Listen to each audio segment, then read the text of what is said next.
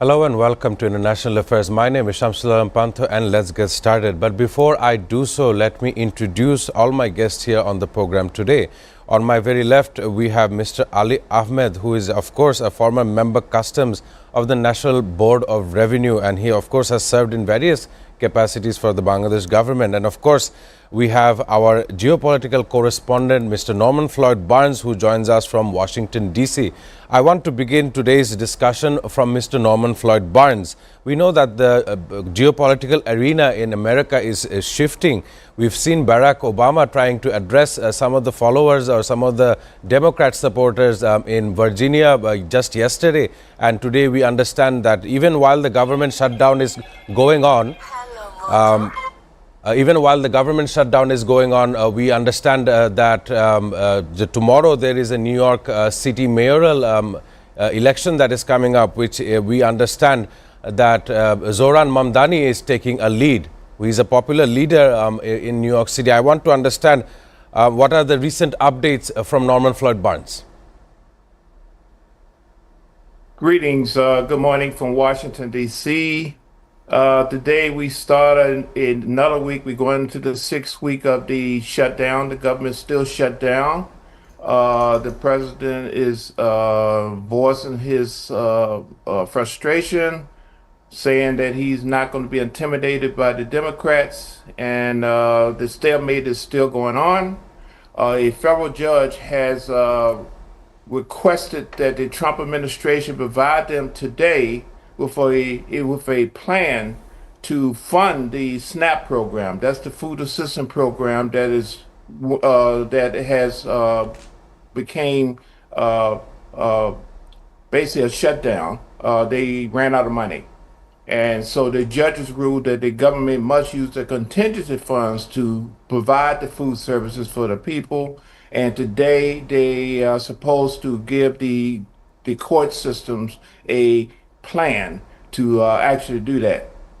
Also in Virginia, just like in New York, we have elections tomorrow. Virginia, we are looking to elect our first female governor, and the race is pretty tight. New York City, the same situation. Madani, he's looking to take the position as governor, the mayor. He's leading in the polls, and so we're going to have a lot of news coming up tomorrow regarding local politics, New York City and the Commonwealth of Virginia, two viewpoints that's going to be watched closely. Also, the judge has also ruled that the Trump administration cannot deploy troops right now into Portland. So today we're starting a new day, and there should be a lot of conversation for the news program tomorrow night. Well, thank you so much, Mr. Norman Floyd Barnes. We understand that the political arena inside America is now shifting, as we've seen Barack Obama trying to address the Democratic followers. I want to come to Mr. Ali Ahmed. You were hearing Mr. Norman Floyd Barnes describing the political arena in America, but recently we've seen how Donald Trump's administration has taken a demanding stance against a nation in South Africa, or Africa in general, Nigeria, one of the largest economies in that continent. And it is blaming the administration there that they are doing some kind of unfair treatment and, of course, the onslaught of Christians. This is a dangerous narrative for the two nations alike. I want to understand how you think about this issue. Well, we know this fundamentalist movements all over the world, not just Islamists, but also the Christians, the Buddhists, the Hindus. These are all over the world. There is a religious rise, and a group of people are getting in fundamentalist camps. But still the majority are in the democratic or autocratic, whatever it is, not fundamentalist. So they do not want it. Nigeria is trying to grapple with the problem it has been facing for quite a long time, like certain other countries. So Nigerian government, after this Donald Trump announcement, has also said that we welcome your help in suppressing these religious or this fundamentalist movement or fundamentalist attack. This attack incidentally attacks all the other people in Nigeria, and the Muslims are in a majority in that country. The statistics says that Muslims have been more victims than the Christians in that country. So, it is very unfair and very unbecoming for the president of the largest economy and largest power in the world to call it an attack on the Christians. It is not. And Nigeria has also welcomed, say, please come and help us suppress this, help us tackle this instead of attacking. That would be a death knell of the post-war world that is already in the grave, and being the president of the largest country in the world with the most powerful army, etc., declaring a war on this issue is absolutely unbecoming, I must say. So, this cannot be accepted. UN should intervene if need be, and let America, if it wishes to, help Nigeria, help other countries in tackling these problems. There is a problem in many countries. We had our own. We have been able to tackle so far. This is, no sensible people wants it. So, it is very unbecoming of the president of the largest economy in the world to say so. Well, thank you for your observation. I mean, I understand that in the recent times, it's not just Nigeria, it's also in Southern America, Latin America. We've seen crucial comments made towards Colombia, not only so, towards Venezuela and Nicolas Maduro's government. I want to come to Mr. Norman Floyd Barnes. I know that this reaction that Donald Trump had said, he had ordered the Ministry of Defense or the Ministry of War to get prepared for a hostile intervention in towards Nigeria, which of course the leader of Nigeria, President Bola Ahmed Tinubu, had said is rejecting this characterization and said that Nigeria is not religiously intolerant and claims it does not reflect national reality. We understand that Nigeria has sought the US help to remove radical terrorist elements inside Nigeria. I want to understand, how do you see this matter? It was Venezuela and Colombia to begin with for narco trafficking, and right now it's for a different cause in Nigeria. What do you think that the administration is trying to prove? Thank you for the question, but this is a very interesting strategy that the Trump administration is trying to deploy globally. We have issues in South America. Now the issues is moving towards the continent of Africa.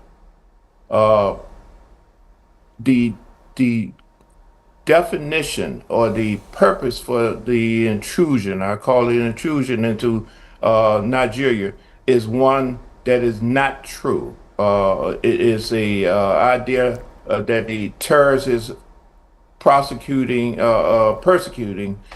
just Christian. The Muslims, everyone in Nigeria is being harassed, traumatized, and tormented by these radicals. The idea, the concept of just Christian only is not one that can be absorbed and understood. It leads to a bigger issue, that same thing that we're looking at drugs in South America, the reason to go in, but it's the issues, the governments. It appears that the strategy of this administration is to basically go in and take over the governments. Resources, oil, both of these countries have a lot of oil situation. The problem with this is that I do not believe that we'll be very successful if we go into Nigeria or the continent of Africa with this philosophy. Of course, thank you so much regarding your comments. I want to come back to you with a supplement question. There is some kind of interview that US President Donald Trump had conducted with CBS News on its program 60 Minutes, in which he had said he is seeking out a third term into 2028's presidential election. During that interview, I mean, already we see how the regular American citizens are voicing their concern, especially with this big beautiful bill and all of it that has come to removing the government funded care packages for medical insurance, from what I know. Do you think, or in America's history, such a third term, a historic third term has happened, and do you think that will be the outcomes in the coming future? Usually the case that when there's a state of war, uh, the government of the United States do not change the executive position, the president position, just because of the war-like situation, and they want to have leadership continue. The only way I can see that we uh, get into a third term with the current administration is that we are in a state of war.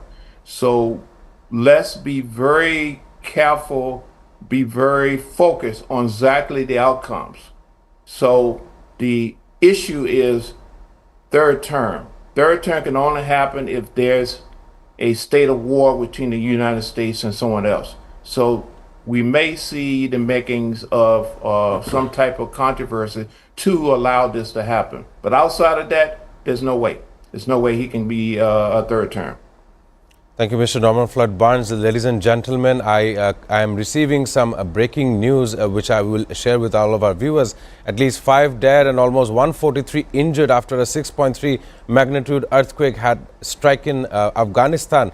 And of course, the earthquake has caused financial losses as reported by the Afghanistan National Disaster Management Authority. We know that the nation of Afghanistan is spearheaded by the Taliban administration. My question will come to Mr. Ali Ahmed. We were talking about it just briefly before entering the show, how a nation like Afghanistan has been battered by such earthquakes, and of course we don't see regional cooperation coming out trying to help such a nation. What is your take on this, and how do you think we can avoid such calamities? Afghanistan has always been a poor nation.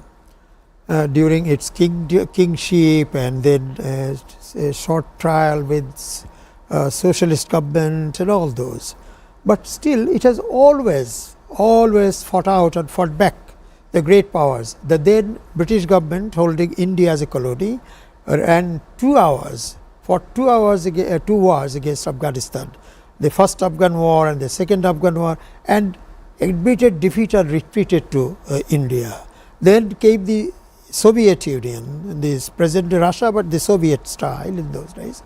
They also attacked and occupied it for some time, installed their own government, but they could not stay. At that time, America, India and all the rest of the world also fought against the Pakistan, fought against those occupying governments, and finally Russia had to be retreated, was retreated. But the unfortunate thing is, when there is no war, there is only famine, there is earthquake, and all this, and the greatest problem with that country is the Taliban administration. So they are suffering enormously, and added to by the natural sufferings of war and all those things. So this is very unfortunate. I only wish they have a good day and a good governance. Only they themselves can arrange it, others cannot. Installed governments installed by outsiders do not stay. So that is very unfortunate. We sympathize. And over and above this, it is also a SAARC country. Though SAARC is moribund now, yes, but it is a SAARC country. So which is unfortunate for us. Of course, we learned that these series earthquakes or earthquakes after one another, they do cause detrimental damage, as we've seen in Turkey. But since we were talking about Afghanistan and Middle East in general, I want to come to our geopolitical correspondent, Mr. Norman Floyd Barnes. There is an interesting news that I have for you. Ahmed al-Shara, the leader of Syria, is set to present himself in a first ever White House visit in the coming week. We know that this will be a historic first and help open a new chapter for relationships between Damascus and Washington, D.C. We know this would be the first in almost 80 years that a leader of Syria had come to the White House. And of course, U.S. Special Envoy Tom Barrack, who serves as the ambassador to Turkey, had said he will also be there during that visit. It's set to take place on November 10th. Mr. Norman Floyd Barnes, given the history of Mr. Shara, who used to be a fighter for the Al-Qaeda, if I'm not wrong, he is today leader of Syria visiting the White House. Previously we've seen how Volodymyr Zelensky was quite so judged for his first ever visit with Donald Trump. What kind of environment are you predicting that will take place? Thank you for the question. This is again, another historic meeting. The United States is now welcoming a former terrorist term government leader into the White House. And with this meeting, there's anticipation that the United States will be giving Syria some concessions in terms of the tariffs, and also allowing the United States to basically have some military presence in that area to help stabilize the situation in Gaza, in Israel, and also the Middle East. So the meeting today should show us exactly what is the strategy and how Syria will be used as a base of operations for the Americans' plan for the Middle East region. Of course, that is quite so important, understanding the narratives between Washington, D.C. and Damascus, the two leaders, what they will be discussing.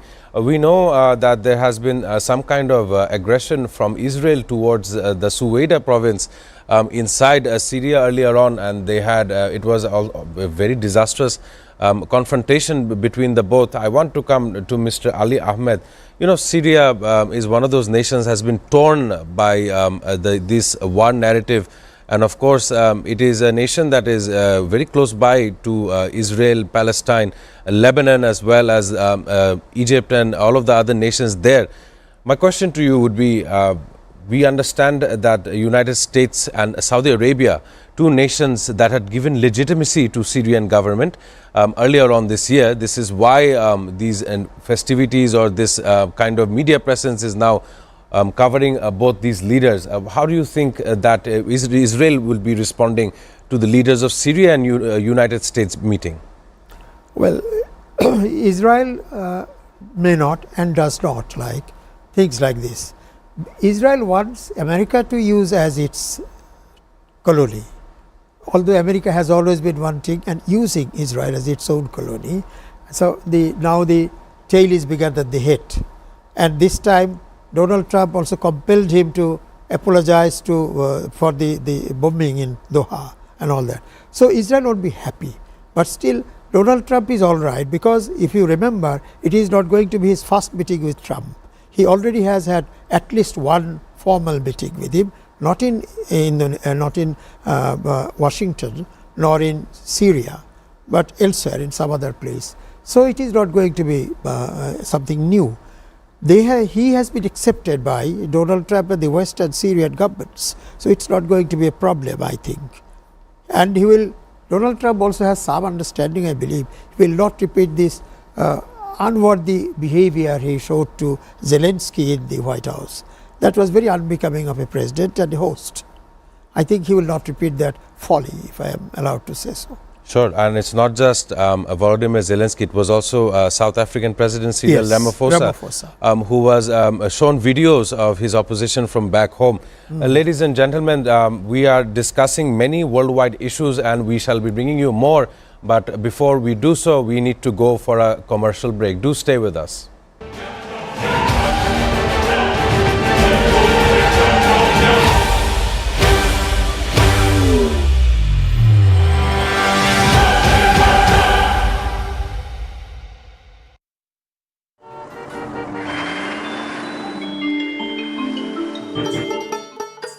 সারা দেশে লাখো মানুষের কঠোর কর্মতৎপরতা ও নিষ্ঠায় SA পরিবহন parcel and courier service এখন 16 কোটি মানুষের হাতের নাগালে।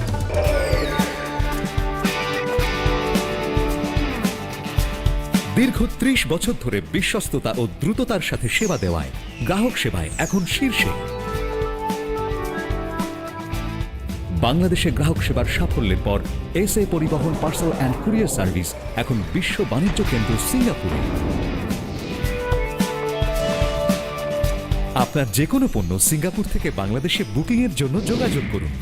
এসএ পরিবহন private limited, logistics parcel and courier service, 22 Roberts lane, Singapore 218302। Phone 0065 629 24900।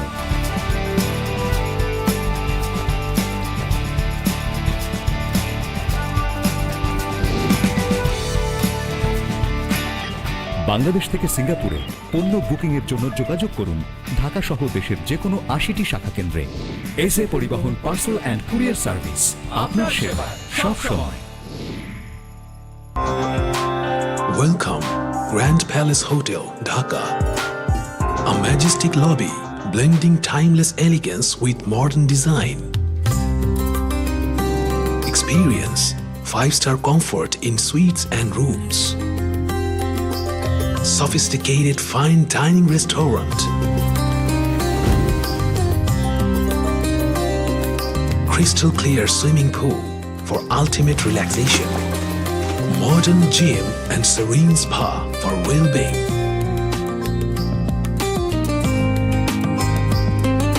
Perfect venue for corporate events, weddings and parties. Seamless and secured. Elegant and eye-catching design. Indulge, relax, discover the first 5-star chain hotels in Bangladesh. Grand Palace Hotel Dhaka, 22 Kakrail, Dhaka, Bangladesh.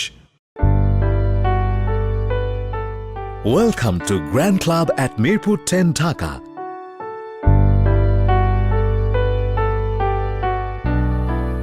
Elegant spa and wellness facility for ladies and gents.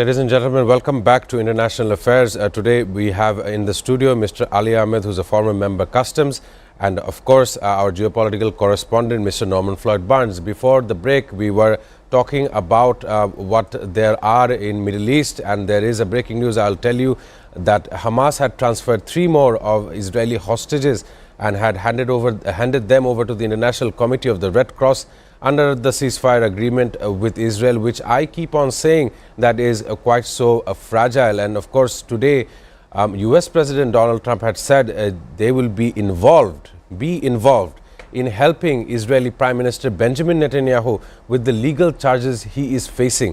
Of course, these charges include how he has conducted genocide towards the Palestinian people in the Gaza Strip and the ongoing efforts at annexing the West Bank. My question goes to Mr. Norman Floyd Barnes. We've been talking about this Israeli aggression inside, not only towards the Palestinian people, but also around its neighborhood, causing huge geopolitical implications all around the globe. My question to you would be, at this moment, we see that there is a humanitarian crisis in Gaza. Do you think that mediating nations such as Qatar and Egypt should work with the Hamas authorities there to provide basic necessities such as water and food grain? We know that Israel had blocked off the Rafah border earlier on this ceasefire. What is your take on this, and how do you see for the month of November, where is your stance? Greetings again. The situation, we use the word fragile, is very fragile in that region. The Gaza situation is day to day. The West Bank situation, the annexation possibility is cringing, causing a lot of problems. And the surrounding countries are waiting for some type of miracle. The issue is that the surrounding countries, Egypt and the other countries, need to start the conversations with Hamas, the Palestinians, and the Egyptians about how do we put together some type of transitional government? How do we create an environment where we can start rebuilding the region? Right now, the situation is day to day. There's violations on the ceasefire. There's people in the government who wants the war to continue. At the same time, the people are suffering. The phantom is still going on, and nothing is being resolved. So answer to your question is yes. The regional players need to engage for something to happen. They cannot expect the United States and the western part of the world to come in with a solution. The solution lies within the region. Well, thank you, Mr. Norman Floyd Barnes. Of course, I would want to pick out from what you were saying. The solution lies in the region. These are powerful words that Mr. Norman Floyd Barnes have given me, but I want to get Mr. Ali Ahmed's opinion on the fact that the entire world seems to try to push the two-state solution into active. That has been there from the days of Yasser Arafat as well, but to my understanding, today we see by the international media, the narratives, the videos that are posted online, that the Israeli Defense Forces have made sure that there is no real chance of any kind of retaliation. It's not like they are fighting Hamas. That is to some extent true, but the brass of what the atrocities are being faced by the general Palestinian population. The death toll ever since October 7th incident up until today is in the surplus of 68,000. There is no stopping even after a ceasefire. How do you think that the region can understand the two-state solution? Well, you all know, but still I may remind our wise listeners that the state-to-state agreements can be violated or can be changed only when one or two countries have revolutionary governments. If you have a revolution, a new government takes over, then relations with other countries may change. You may violate some other rules previously agreed to between the countries. But here, this two-state solution was taken up long before. I still remember the photograph or the TV studio. It was, I think, if I am not, that was maybe, if I am not mistaken, it was President of the United States, and Yasser Arafat was there, and Isaac Shamir, the Prime Minister. There was a tripartite agreement for the whole world: America, America, Israel, and West Bank or the Palestine. Not just West Bank, entire Palestine. They agreed to a two-state solution. And nothing has changed. There has been no revolution either in America or in Palestine or anywhere. So this present government of Palestine cannot lawfully say that they do not accept two-state solution. The whole world accepts, and they are also legally bound to accept it. They cannot say no now. And now only America has taken them to this state, and America does sometimes pays the price by their disobedience. So therefore, it is the American responsibility to make Netanyahu and Israel agree that the two-state solution earlier agreed to among three parties should be implemented now. So that is the situation. Of course, I understand that back in 2020, the United States government had made sure of a normalization between Arab states and Israel, part of the Abraham Accords. That came much later. Yes. But earlier there was an agreement there would be two-state. Yes, and of course, as I was saying, the two-state was even previously the older one agreed to, and everyone understood. Three parties for the whole world, and the whole world. Well, you don't think that the Palestinians are happy. It is their own country they are giving up, but still they thought that peace would be better. So they agreed to this, and after that there was occupation, there was war, and so many things. And still they say they do not accept. How can he say, if he is the normally inheritance of the governance through election, this Netanyahu, he cannot say this lawfully. And America knows it and should know it. Of course, it's not just Netanyahu who understands that he is committing genocide. Yes. Even former presidents and prime ministers of Israel come out openly to their national media saying that this kind of action is making sure that Israel would be turned into a pariah state. These kind of debates have been there. Turned into a pariah state, except America. Of course, as Mr. Ali Ahmed was saying, that it is the American support that makes sure of Israel's existence. I want to let our viewers know that United Arab Emirates, Bahrain, Sudan and Morocco, all of these nations have signed the Abraham Accords, but that was back in 2020. In 2025, however, we understand that this heinous war had taken almost 68,000 lives. I want to come to Mr. Norman Floyd Barnes. We were talking about Israel, but there has been a very recent genocide, if I would call it, if not an act of atrocious elements in the city of El Fasher in the Darfur region of Sudan. We know that almost 500 people have been executed and patches of green soil have been turned into red. These are satellite imagery that had been observed by universities in America to understand the story on the ground. And from what I know, that the RSF is taking this kind of action against the Sudanese armed forces. I want to understand how, Mr. Norman Floyd Barnes, you feel about this new type of confrontation we see. Of course, historically speaking, Sudan has had these kinds of confrontations before, but not in the scale of the atrocities that they have committed very recently.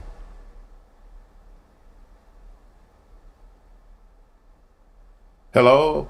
Yes. The situation in Africa, particularly Sudan, is not a new one. It's been going on for a long period of time, decades. We have people who hate other people in the region.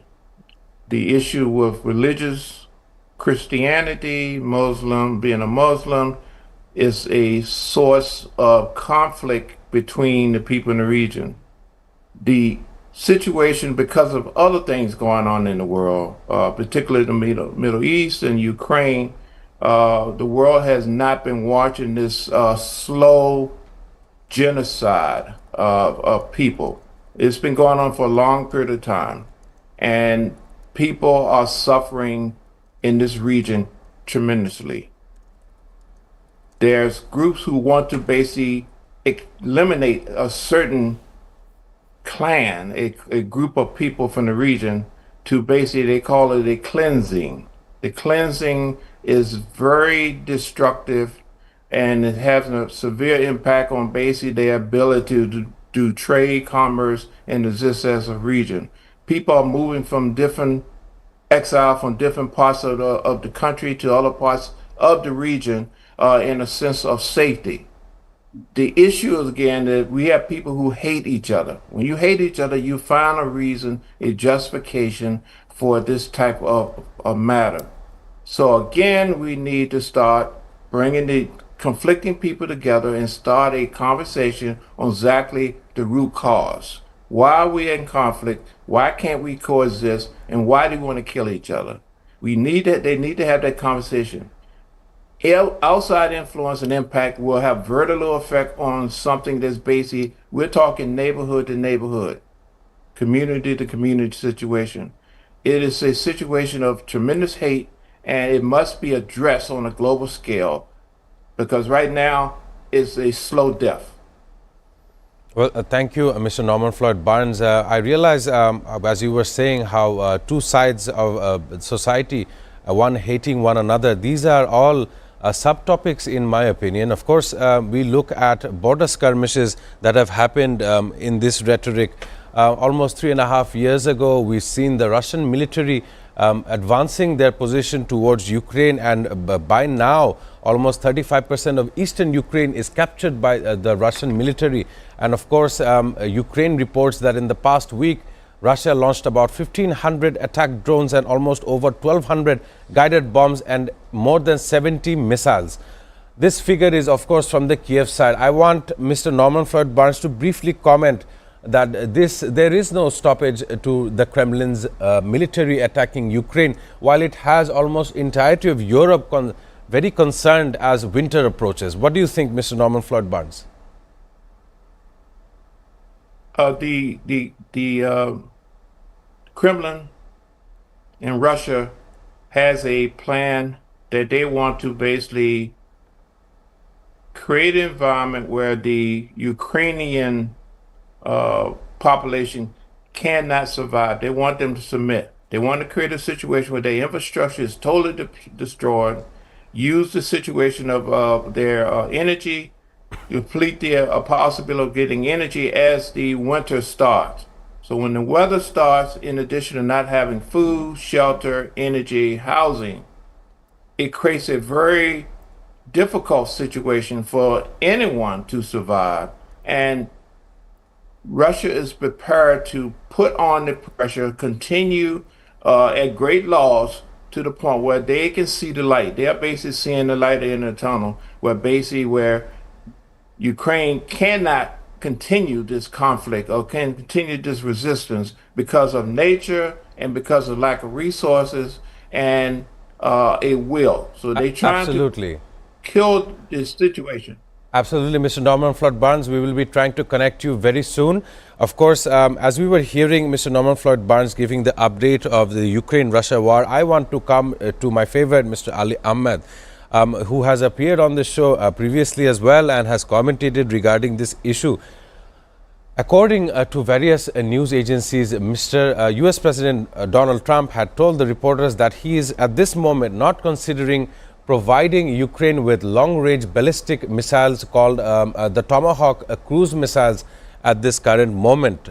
This comes in as the US is actively not trying to pursue its interest between Ukraine and Europe on one side and with Russia on the other. My question to Mr. Ali Ahmed, this war has no end. As similar, it seems that it has no end.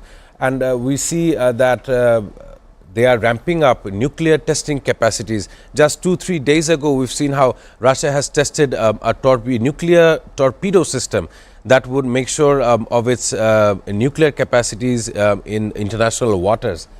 My question to you would be, Russia had followed suit, North Korea had followed suit. They are all testing nuclear capacities. And today, the United States is also considering ramping up its nuclear testing abilities. We know the Atomic Agency of Nuclear Scientists has said that the world is almost 1 minute away from midnight. Midnight being that certain point where complete nuclear disaster is upon humanity. And the darkness all around. Right. So how do you feel about the current developments? This is not acceptable to the rest of the world, to the people of the world who inhabit this earth.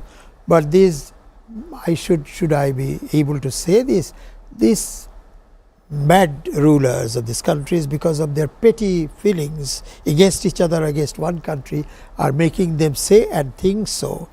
They should know that the nuclear war, whoever unleashes it, is going to be the last for the world. There is no vanquished and the winner in the nuclear war. The winner and loser is in a normal war.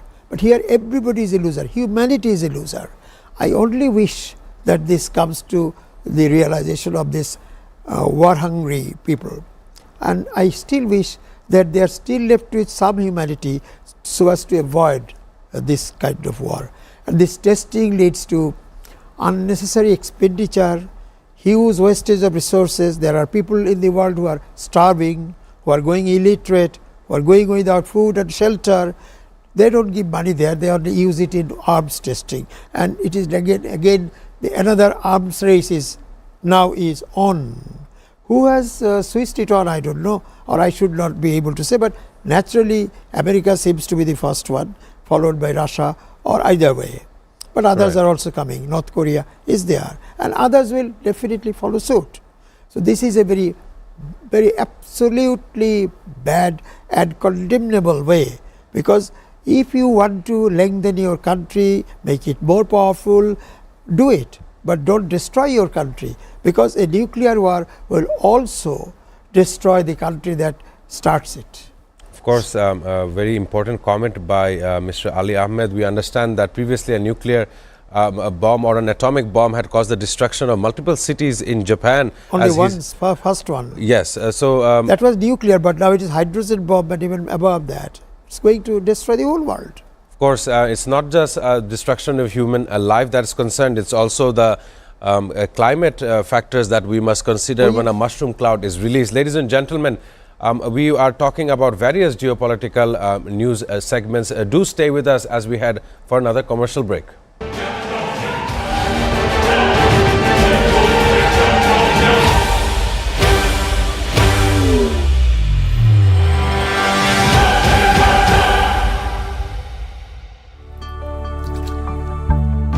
Play pool and snooker in International Standard Billiard Zone.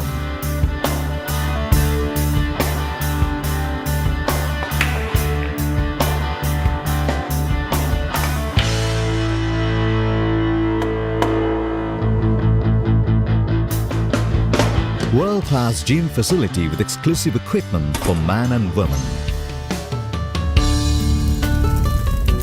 A restaurant of delicious local and international cuisine.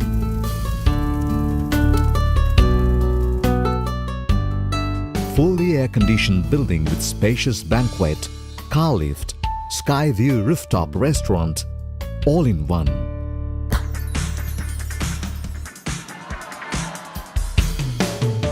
Grand Club Limited, Mirpur 10, Dhaka. কি এমন জিনিস যেটা সব লোকে খায়, ছোটরা খেলে পরে কেঁদে মায়ের কাছে যায়, বৃদ্ধ লোক খেলে পরে মাথায় দেয় হাত, যুবক যুবতীরা খেলে পরে এদিক ওদিক তাকায়? ছেড়ে দে শয়তান, ছেড়ে দে, দেহ পেলে আমার মন পাবি না, ছেড়ে দে। কোন ফলের বীজ নেই বলো দেখি দাদা, বলতে না পারলে হবে তুমি গাধা। মন্দিরা চক্রবর্তী কার সাথে প্রেম করছে? আমি এখন মা হতে চলেছে।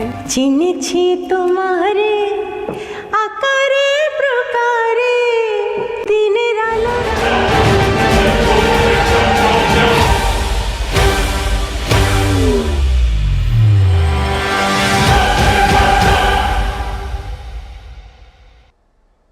Ladies and gentlemen, welcome back to International Affairs. Let me just say that Mr. Ali Ahmed is joining us in the studio while Mr. Norman Floyd Barnes joins us from Washington, D.C. In this part of the segment of the program, I want to talk about trade, tariff and truce, the three T's between entire world nations. We know that an element called rare earths have become important in almost every market segment there is, from military to medical. And of course, we see that the leaders of China and the leader of United States of America had called for a trade truce. Of course, this follows that United States of America had placed almost 157% tariff on some Chinese goods. This reciprocal tariff between the two sides and of course taken a very weird stance, if I would call it, if it comes to trade negotiations. But South Korea had made sure that the two sides were set to meet earlier last month, and of course what the takeaways from that include that the United States shall be providing soybean to China, and in return China is set to provide crucial rare earths production capacities for the United States. I want to get Mr. Norman Floyd Barnes' comment on this matter. Two foes from the economic stage are certainly now is trying to think otherwise. What is your take on this two-nation theory over here? Yes, again, thank you for the question. It should be very apparent to the world, and watching China and the United States go head to head in terms of control, being the most powerful, the most whatever. Trade and commerce rules.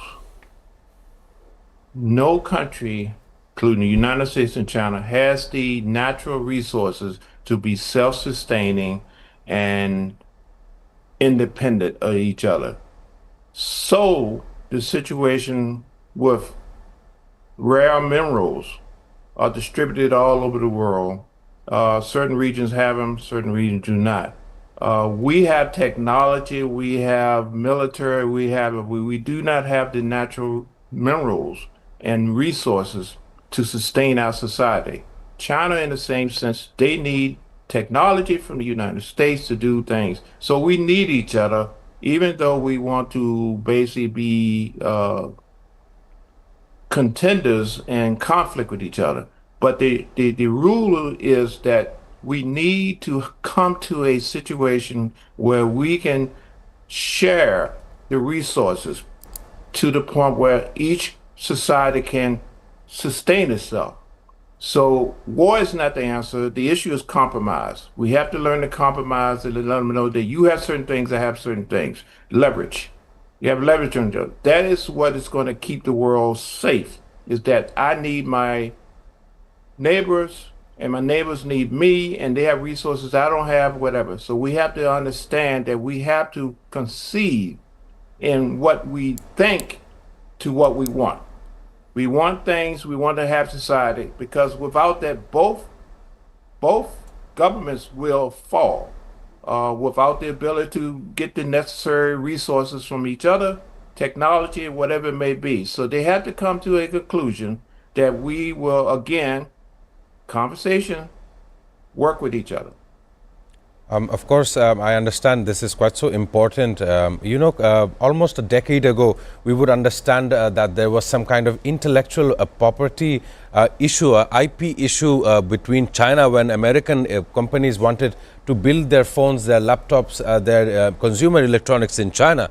The Chinese would then develop their own versions locally, which of course would expand its market. I want to come to Mr. Ali Ahmed. He's an economist in my understanding, and he understands this relationship, this dynamic yet hostile relationship between the two nations. We can often see that if China was the factory, United States was the retail store. I want to understand how you feel about this. This is good for the world. In fact, the world has gone through centuries of misunderstandings, wars, barricades, tariff wars and all those things. But finally, they could understand that the interest of the entire world lies in peacefully doing the job that Mr. Bernard suggested. And so, after decades of negotiations, including the United States, they arrived at a thing called WTO, World Trade Organization, which evaded the world after the second World War, when the UN and the IMF etc. was constituted. There were attempts to build this WTO, but it could not be done because of American obstruction to it. Finally, from January 1st, 1985, this came into being. This World Trade Organization, right, where America, Russia, China of course was persuaded to join after a few months or years, but now all of them are members of the WTO. WTO has its rules of engagement, rules of doing the trade exchanges through international trade, and there are also ways of settling these disputes. Settling mechanism is also there. Now the problem is that you have to follow the rules which you agreed to and which you shaped into by your negotiations. And America has started showing that it does not do it. During this time of Donald Trump, they are not doing it.